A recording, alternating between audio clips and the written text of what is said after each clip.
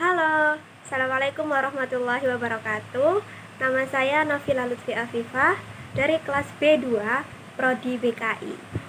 Di sini saya akan sedikit membagikan hasil resum saya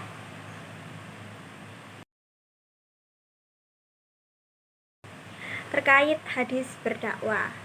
Hadis dalam keutamaan berdakwah. Yang pertama, dari hadis riwayat Bukhari nomor 3202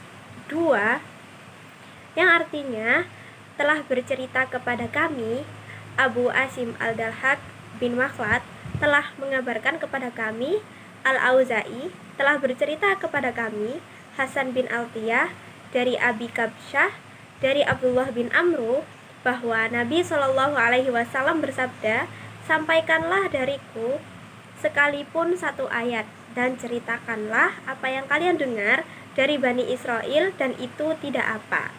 Dan siapa yang berdusta atasku dengan sengaja, maka bersiap-siaplah menempati tempat duduknya di neraka. Maksud dari hadis ini adalah kita diharuskan untuk menyampaikan dakwah dalam bentuk apapun yang telah diajarkan oleh Al-Quran dan Sunnah, sekalipun hanya sepenggal ayat, dan atas dasar dan jujur, dan dengan jujur, tidak atas dasar kebohongan atau menipu mad'u. Yang kedua, dari hadis riwayat Sahih Bukhari nomor 2697 yang berbunyi, man ahdasa fi amrina hada ma laisa fihi fahuwa raddun, yang artinya barang siapa yang mengada-ada dalam perkara agama kita ini sesuatu yang tidak termasuk di dalamnya, maka ia tertolak. Maksud dari hadis ini adalah kita harus menyampaikan dakwah sesuai dengan ajaran Rasul, sesuai dengan Al-Quran dan Sunnah. Tidak boleh asal-asal, bohong, ataupun membuat-buat hal yang baru.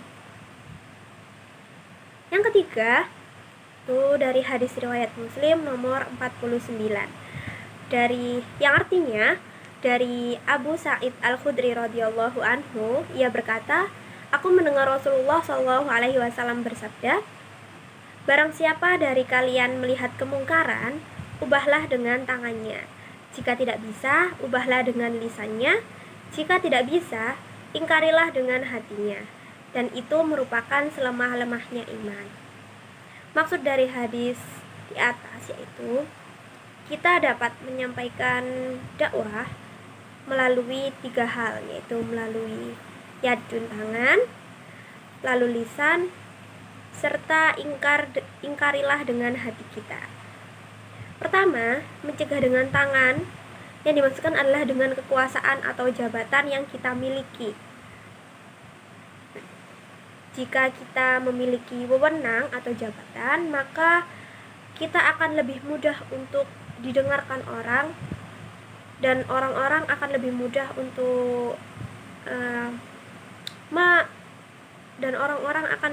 untuk menerima dakwah kita atau nasihat kita.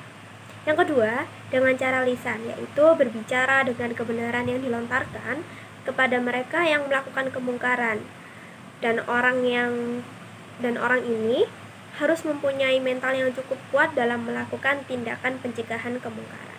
Jadi kita dapat menasehati orang yang berbuat kemungkaran dengan lisan kita, dengan cara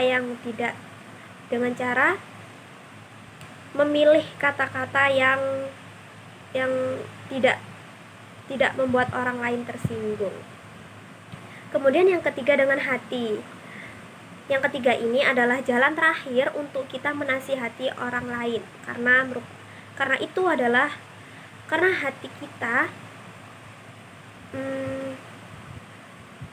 karena hati kita adalah hal yang terlemah. Jadi jika kita melihat seorang melakukan kemungkaran tetapi kita merasa tidak mampu untuk mengingatkan secara langsung, maka kita dapat doakan mereka, serta kita dapat berintrospeksi agar tidak melakukan kemungkaran tersebut.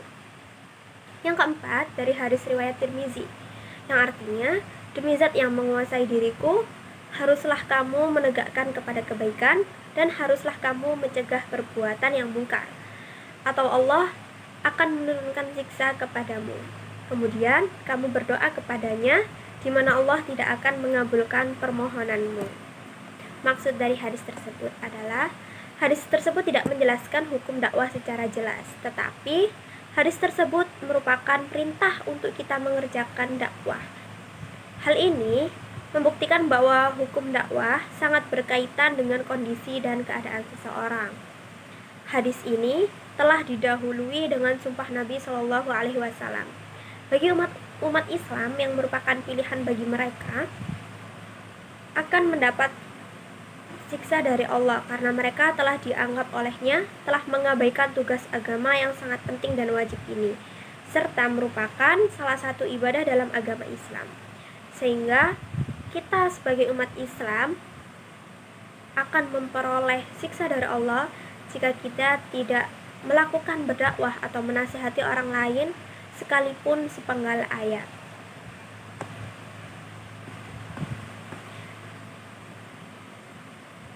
Melaksanakan dakwah memiliki beberapa keutamaan, yaitu yang pertama, dakwah adalah muhimmatur rusul, yaitu tugas utama para rasul alaihim salam. Yang kedua, dakwah adalah ahsanul a'mal atau amal terbaik. Jadi